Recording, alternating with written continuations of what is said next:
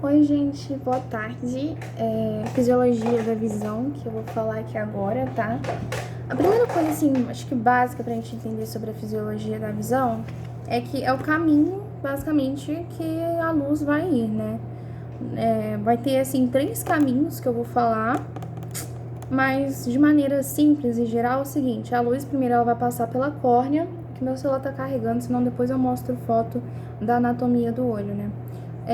Vai passar pela córnea, da córnea ela vai passar pelo humor aquoso, aí do humor aquoso ela vai passar pelo cristalino, do cristalino ela vai pro humor vítreo, e do humor vítreo vai atingir a nossa retina. E durante o momento que a luz incide no nosso olho, a gente vai ter uma coisa que a gente chama de refração. A refração da luz é basicamente a capacidade que o nosso olho tem de fazer com que a luz foque lá na nossa retina para formar a imagem.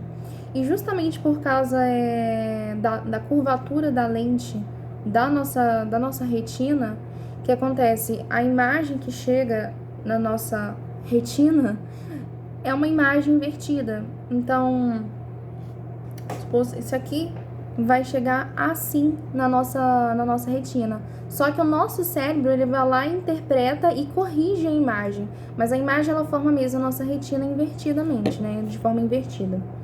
Então, assim, a luz passa pela córnea, pelo humor aquoso, passa pelo cristalino, vai pelo humor vítreo para depois chegar depois atingir a retina.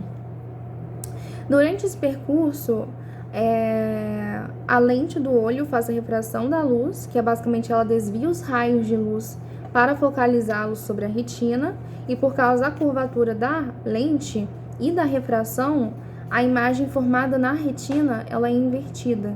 Mas o seu cérebro vai lá e processa a imagem e vai lá e corrige isso, sabe? Basicamente isso. Tem uma coisa que a gente chama de poder refratário. Se a refração é o momento em que o nosso olho focaliza a luz para que ela chegue de maneira, vamos dizer assim, focada, correta na nossa retina, o poder refratário refrativo total é a capacidade total que o nosso olho tem de focalizar na luz, correto? Focalizar a luz em si na retina. O olho normal, ele tem a capacidade de 59 dioptrias. Dioptrias é o grau, sabe? Então, suponha que eu tenho 4,5 dioptrias. Então, a capacidade que meu olho tem de focar a luz lá na retina.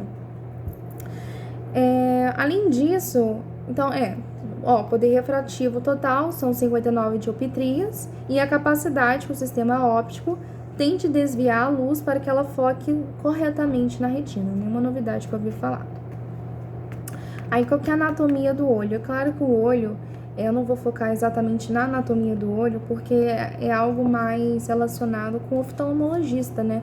Mas tem coisas... oftalmologista. Mas tem coisas assim que um clínico médico, por exemplo, assim, é necessário saber e entender. Assim, o cristalino, ele tem a diferença do cristalino para a retina. O cristalino está relacionado com o foco que você vai ter daquela imagem, enquanto a retina, ela está relacionada com... como é que fala? Com a quantidade de luz que vai entrar, né? Em ambientes escuros, a luz tem que incidir mais luz para você conseguir enxergar bem. E em ambientes mais claros, não entra tanto luz assim para você, né? Para você também conseguir enxergar, sabe? Então, tem essas diferenças. Vamos lá, então. O cristalino, ele tem a capacidade de acomodar cerca de 14 dioptrias a mais. Então, assim, essa capacidade dele acomodar 14 dioptrias serve para ele aumentar ou se não diminuir a sua convergência, né?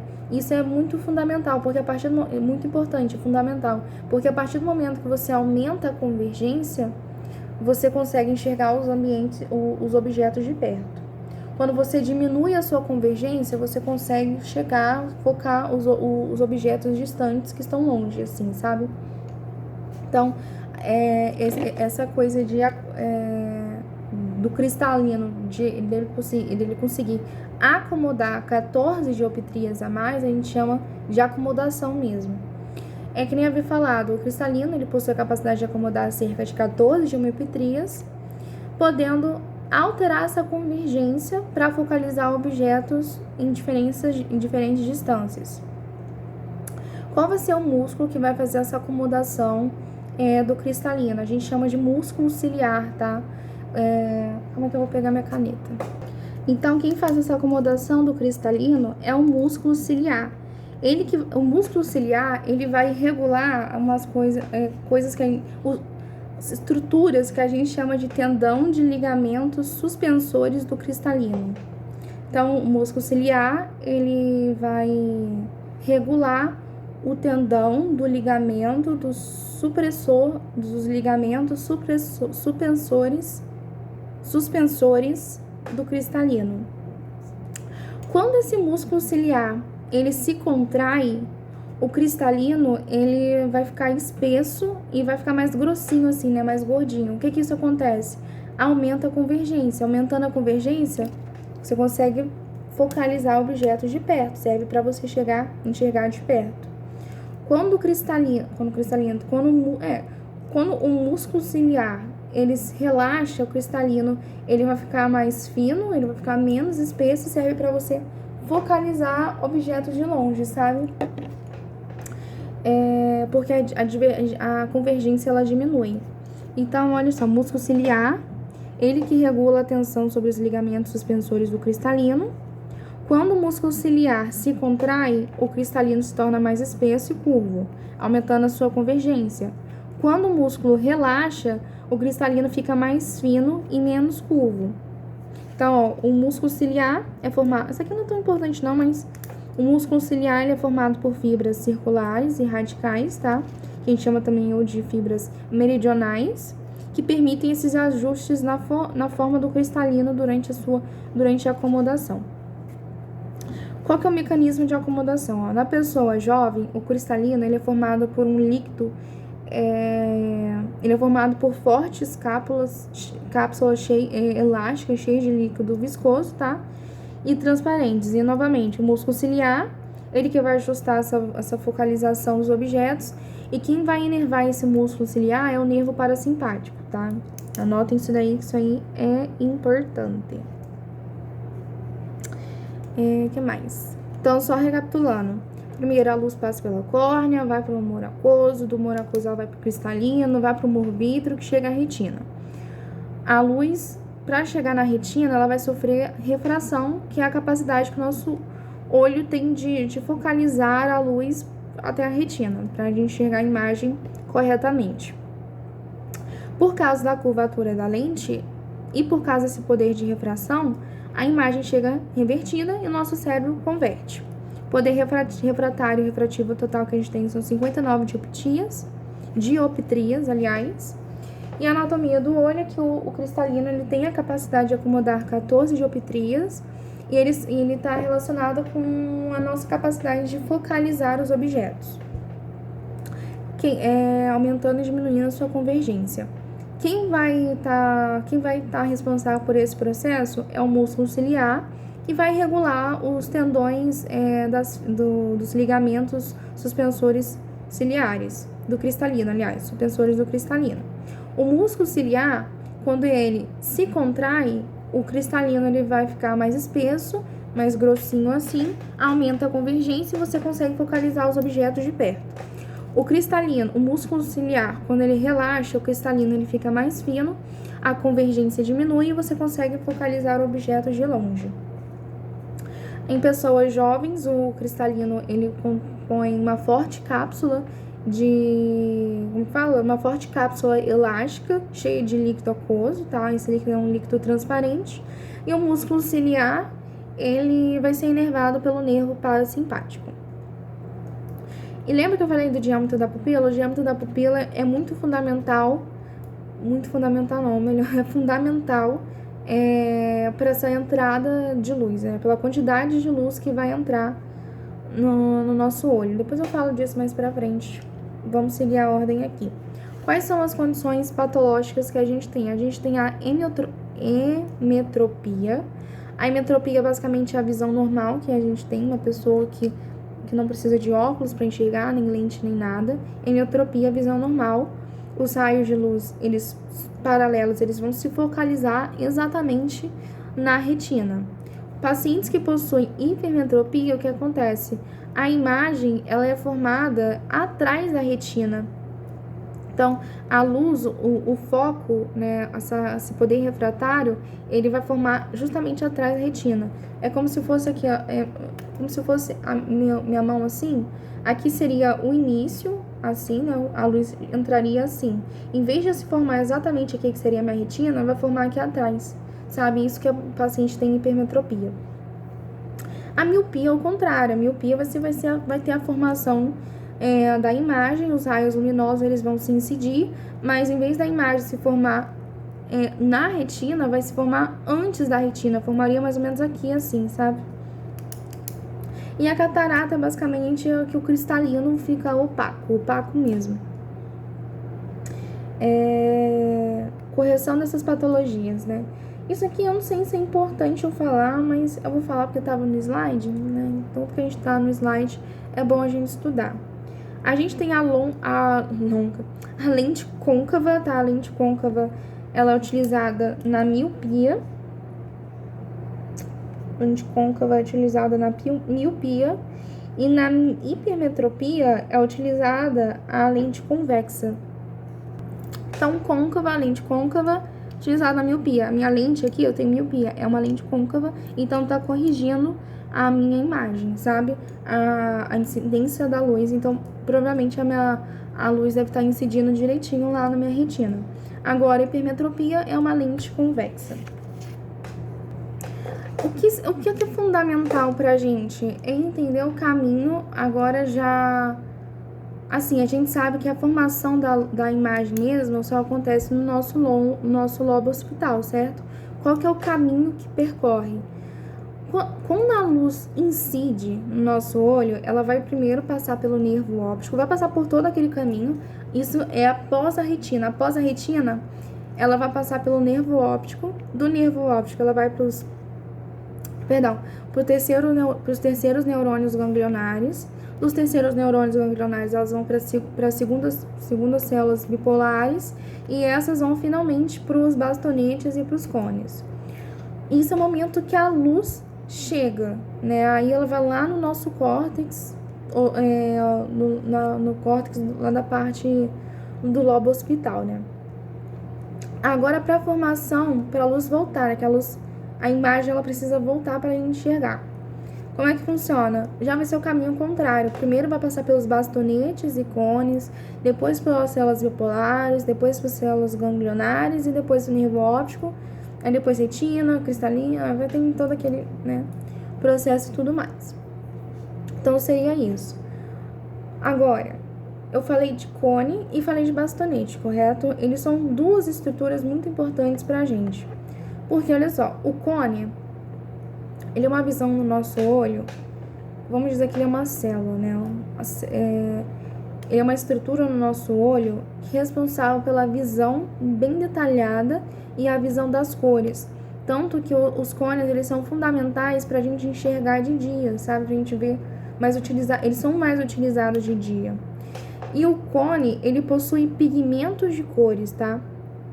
Pigmentos de cores são basicamente combinações retinais com fotopsinas, que são fundamentais justamente para essa captação da cor, essa captação detalhada do objeto, sabe? Então, o cone tem esses pigmentos de cores formados por combinações retinais e fotopsinas. Como os cones eles são responsáveis por essa captação detalhada da cor e eles possuem pigmentos de cor, eles possuem pigmentos de cores sensíveis ao vermelho, verde e azul. Caso você tenha uma deficiência, algum problema nesses pigmentos de cores vermelho, azul ou verde, você vai ter o nosso famosíssimo daltonismo, sabe? Então é importante saber isso. Agora os bastonetes, eles são o contrário. Os bastonetes, eles são para a visão que a gente tem uma visão mais simples. É uma visão até que a gente utiliza de noite, né? É mais utilizado de noite os bastonetes. Apesar da gente ser animais diurnos, a gente tem muito mais bastonetes presentes no nosso corpo do que cones em si, tá? E o cone, a gente viu que o cone tinha os pigmentos de cor para enxergar a cor, para enxergar as coisas detalhadas. Os bastonetes vai ter a substância que a gente chama de rodopsina, que é basicamente retinal mais opsina. A opsina seria uma proteína, sabe? Os dois juntos formam a rodopsina. Tem duas estruturas. Calma, que eu só tô jogando informação, né? Então, a gente sabe até isso até agora. Agora, existem duas estruturas do olho que, assim, vamos dizer que são estruturas fundamentais pra gente, que é a fóvea e a mácula. A mácula, ela é... Aqui, eu vou até ler, porque eu nem lembrava direito, ó. A mácula, ela tem uma grande quantidade... Peraí, mácula. Ela possui uma grande quantidade de fibras para a formação do nervo óptico. Então, a mácula, ela influencia na formação do nervo óptico. Deixa eu anotar aqui.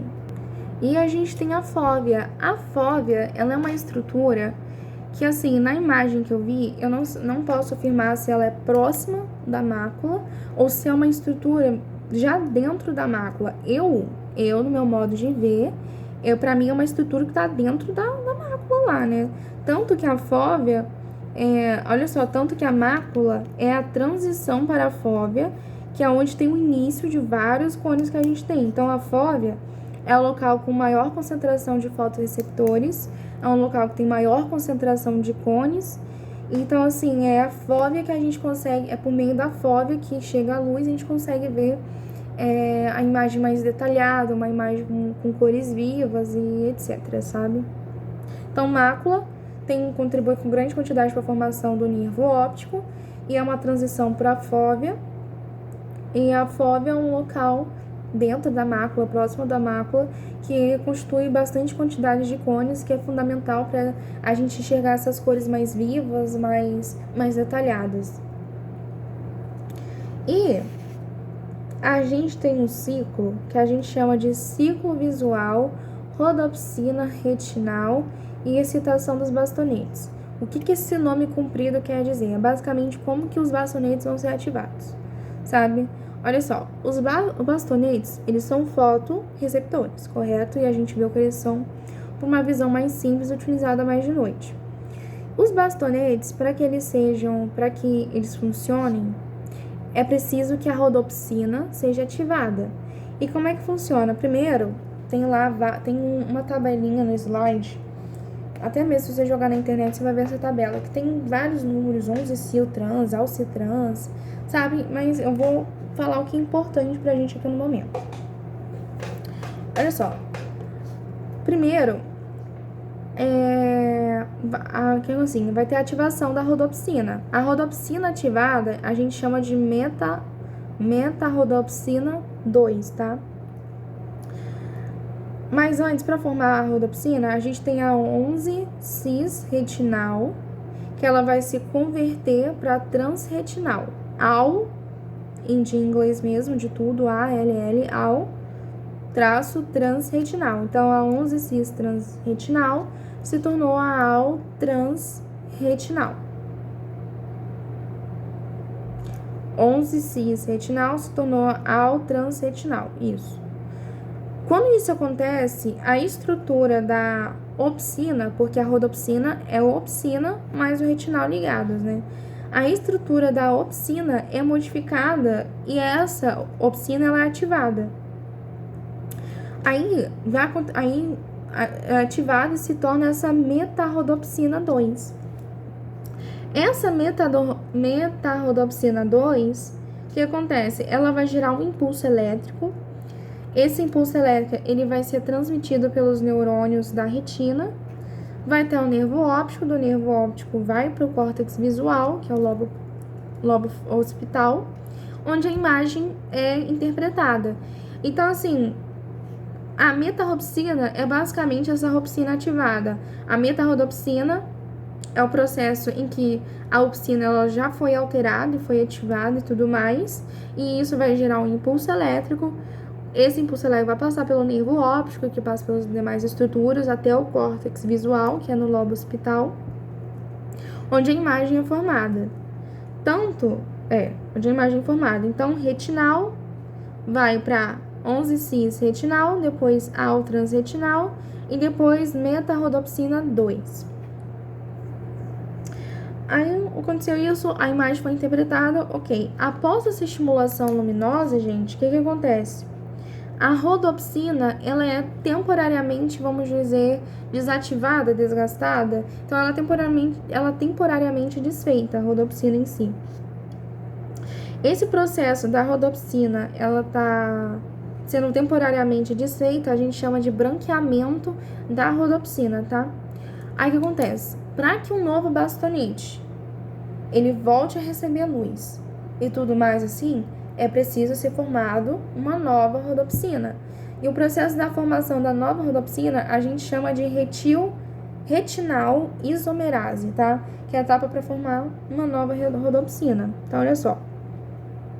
Após a estimulação luminosa, a rodopsina é temporariamente desfeita. Processo conhecido como branqueamento da rodopsina. Para que o bastonete volte a responder à luz, o retinal al-trans, ele deve ser convertido novamente para 11-cis retinal, com o auxílio da enzima da vitamina A.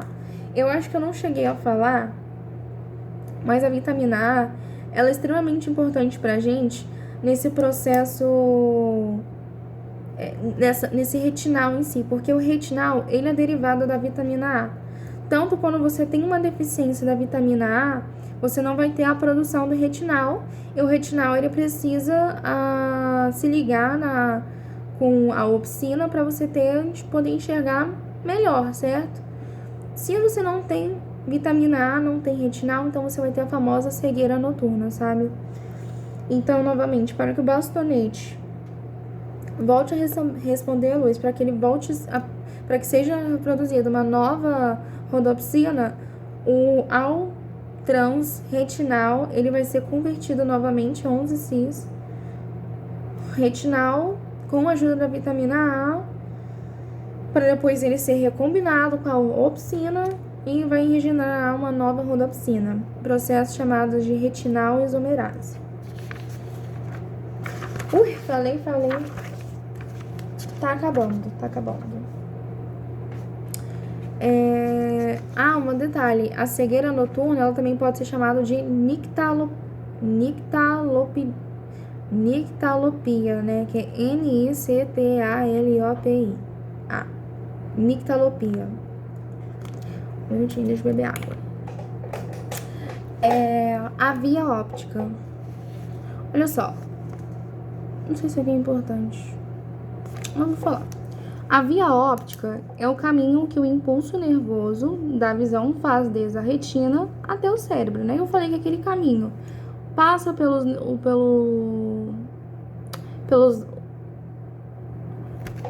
acabei de falar, pelos neurônios ganglionares, depois para os neurônios bipolares e depois para os bastonetes e cones, e depois volta pelo sentido ao contrário. Então, é o caminho que o impulso nervoso da visão faz desde a retina até o cérebro, é onde a imagem é interpretada.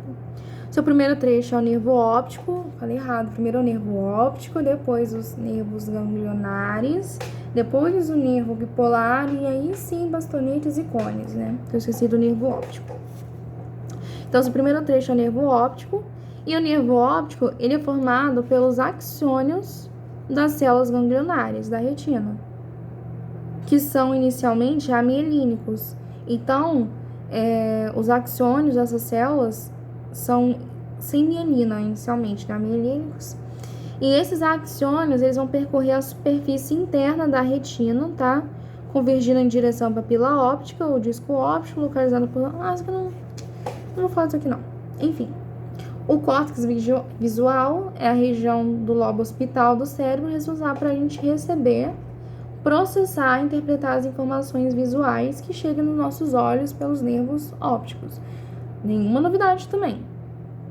Aí a área de Brodmann, lembra que eu falei? Existem importantes para a gente por enquanto, no momento, a gente viu 4 áreas de Brodmann, a área 3, 2 e 1, e agora essa área aqui. A área de Brodmann responsável por você ver a visão, enxergar a visão assim, é a área 17, tá? Que fica, essa área 17 é chamada de córtex visual primário. E a gente viu também a área 4 e a área 6, aliás. Então, falta 41 e a 42, se eu não me engano. A área 3 está responsável por a gente saber onde e qual a intensidade do estímulo do toque. A área 2 você vê a textura. E a área 1 você vê basicamente o formato, o tamanho em si. Eu acho que o peso também vai. A área 6, que eu esqueci o nome da bonita, que eu vou abrir aqui agora. A área 4, se eu não me engano, eu acho que é chamada de córtex pré... Gente, vou ter que rever essa matéria. Ai, que delícia. Ó, a área 4 é o córtex motor primário. Aqui na 17 é o córtex visual primário. E a área 6 é o córtex pré-motor e a área motora suplementar. Ai, vou ter que rever essa matéria mesmo. Que tristeza, não queria. Enfim, vamos voltar. Então, a área 17 é o córtex visual primário, que ele fica localizado na parte lá no lobo occipital, lá no sulco calcarino, tá? E é a primeira área a receber os impulsos visuais vindos do olho. Então, ele vai detectar luz, vai detectar sombra, as formas simples, vai a direção, etc, né? E lembra que eu falei da pupila? Que eu falei que eu ia voltar a falar da pupila, que a pupila é importante para a acomodação da luz? Olha só, quem vai fazer a contração da pupila, que a pupila sofra miose, é o músculo esfíncter da pupila, ou se não também chamado de constritor da pupila. Ele é inervado pelo nervo parasimpático. Agora, o músculo que vai fazer a dilatação da pupila, o nome dele já fala, músculo dilatador da pupila. Ele vai fazer a midríase, que a pupila fica dilatada. Por quê? Pupila mais dilatada permite a entrada de mais luz. Então, é essencial para ambientes assim, que tem pouca luz, sabe? Agora, a pupila contraída é para ambientes com pouca luz, incidência de luz. Então, nervos autônomos, a gente tem o nervo parasimpático, que faz a utilização da acetilcolina e vai inervar o músculo ciliar e o músculo esfíncter da íris, basicamente o músculo esfíncter da pupila. Quando se contrai, a pupila diminui, causando a miose. O nervo simpático, ele vai inervar o músculo dilatador da pupila, músculo dilatador da íris em si. Quando esse músculo se contrai, a pupila aumenta e acontece a midríase, que é a pupila dilatada em si. Que mais?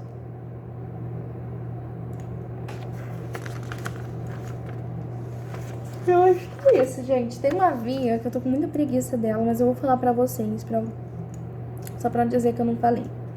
Existe o início da via parasimpática, que é para a contração da pupila, a miose, ela inicia no núcleo que a gente chama de Edinger, o Edstepal, não sei pronunciar isso, mas é EDINGER-WESTPHAL.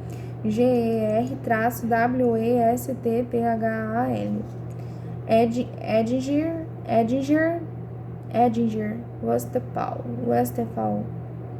Enfim, que fica localizado no mesencéfalo. Os axônios desse núcleo, desse nome esquisito, eles saem dessa região, eles vão formar o terceiro par do nervo, que é o craniano, que é o nervo oculomotor, tá? E tem umas coisas aqui. Mas enfim, gente, é isso, tá? Espero ter ajudado. Qualquer dúvida, me chamar. E um grande beijo pra vocês. Até amanhã.